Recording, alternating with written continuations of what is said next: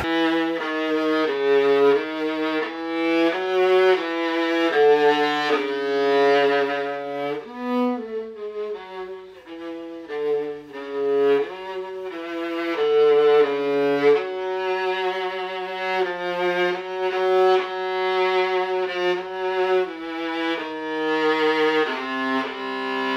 everybody and welcome back to my channel. Today another requested video that I thought it might be interesting. I'm gonna tell you my process on how do I practice repertoire for orchestra. Symphonies, basically. As you know, I am a member of the Karajan Academy since 1 year ago. So that means that I get to play, I'm so lucky that I get to play with the Berliner Philharmonic really often.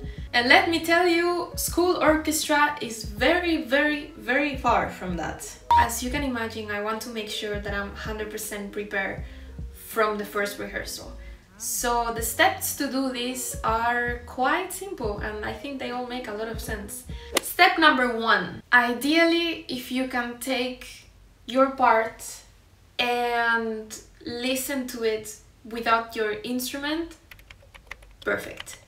The way that I learn many pieces, not only orchestra but also solo pieces or chamber music pieces, is by ear. I used to learn many pieces by ear. Not that it's the best, because of course then you need to go back to the score and see what's written there, not only the notes but you know, all the dynamics and everything. But I think it's a great advantage if you already have an idea of the piece in your ear. Once you get the score, and if I can recommend not to print orchestra repertoire because there's so many pages, if you guys have like a laptop or a tablet where you can do that, that's great. If there's something good about 2021 is the technology, so let's use it. Once I have completed the process of listening to the piece, what I do is I take my instrument, I take my part, I take my earphones that I don't know where I left them. I take my earphones, well, I only put one because I also want to listen. Not that I'm playing completely out.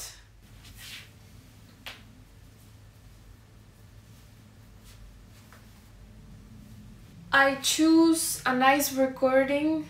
I always try to go for a recording of the Berliner Philharmonic since you know, I have to play with them, so it makes a lot of sense to do that. Next week we will be playing the Symphony number 9 by Anton Bruckner. By the way, Bruckner is my #1 favorite composer for orchestra. I act surprised because I didn't know, but I discovered it recently. Because of course I like, you know, Tchaikovsky and Brahms and Beethoven and all of this, but Bruckner is just incredible. And I had the incredible chance to already play many symphonies of him. It's just, this music is genius. It's unbelievable. Anyway, so what I do is I go through the whole piece non-stopping with the recording and I play on it. For this 9th symphony of Bruckner, I found a recording by maestro vanpoint with the Berliner Philharmonic, and this is the one that I'm gonna use to work.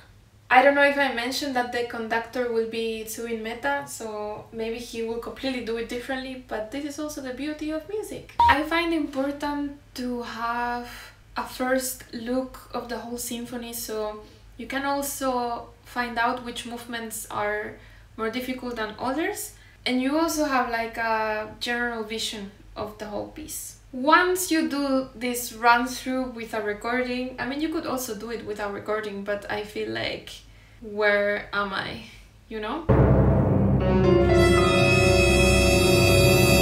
Once you do this, then I would suggest you go directly to the most difficult parts and you sort that out as soon as possible, because if you cannot play it by yourself, you certainly will not be able to play it with the group. So for this symphony, Bruckner 9th, I would say there are some tricky intonation parts, that needs to be checked. So I would work on that under tempo and with metronome, because as you know, everything needs to be quite a tempo. I mean, of course, then in the moment, and it depends on the conductor, things swim a little bit more, but I think if you can be strictly in tempo in your practice, that's gonna make things easier. So for this symphony, I'm seeing that the tricky movement would be the scherzo maybe. Of course, this process, I do it off the recording, I do it by myself until it works. And then once that I have sorted out the difficult parts and the intonation parts, then I go through each movement a couple times with the recording as well, and I make sure that, you know, I really got it and it's not like I think so. Let me tell you that it is quite strange to do this thing with the recording and play on it, because you're kind of like blinded. It's not really realistic because it's not gonna be that way, you know, when you're in your room practicing by yourself. You're never gonna play a symphony by yourself. You're never gonna play a symphony without the reference of a conductor. You're never gonna play a symphony without the reference of the concertmaster or of the principal leader of your section.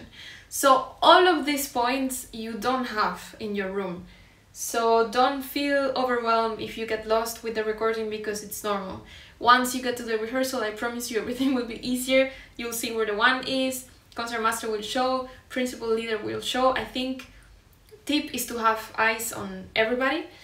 That's why you have to know your part very well. Not that you go to the rehearsal and you're like this, but so you can just look around and see what's going on, and then you can play with everybody and just be part of the orchestra.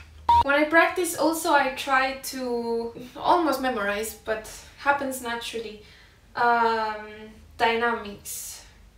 You will realize that in the group and in the orchestra it's better to exaggerate everything, because, well, also this goes for chamber music and solo.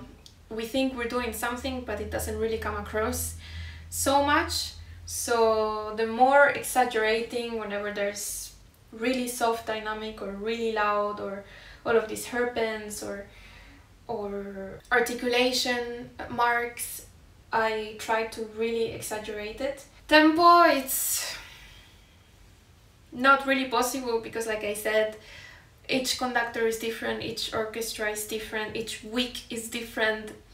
So I wouldn't obsess if you practice with metronome and you cannot really play in the tempo, because until you're not in the first rehearsal, you're not really gonna be able to see how that's gonna work like. So work on getting every note, intonation really good, every dynamic, to really have an idea of the piece in your head.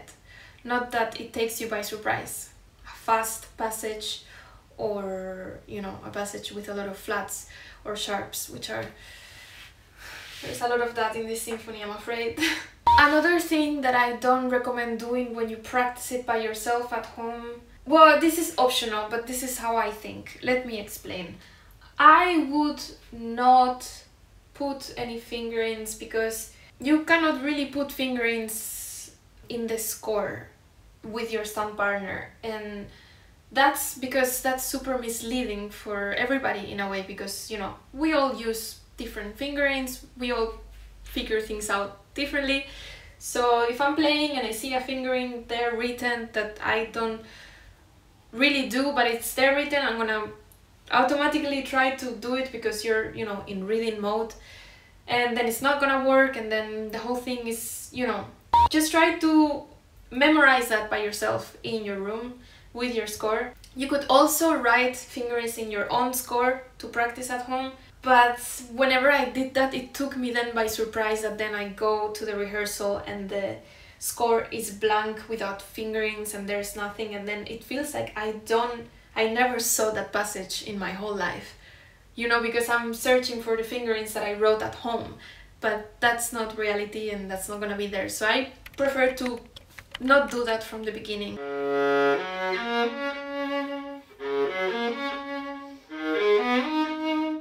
Also keep an open mind, because many times the section tries something in G string or C string, and you should be able to match what the section does so that it sounds like a 1, and not that, for example, somebody's playing in A and the other person is playing, and the rest of the section is playing in D. Be aware of what the section is doing around you to match the color. I always find that playing with the section and with the orchestra is so much easier than at home.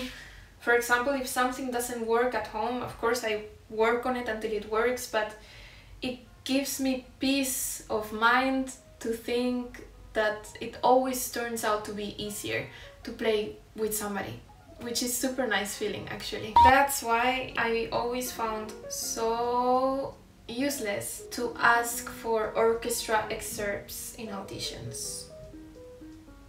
Tell me when I am going to play that by myself, ever.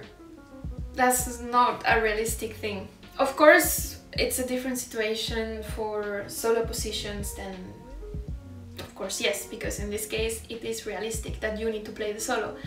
But for tutti, I don't know, I really hope every orchestra gets rid of this stupid rule. I hope you enjoyed this video and I gave you some ideas of how to practice orchestra repertoire, and I wish you all a very nice day. Bye!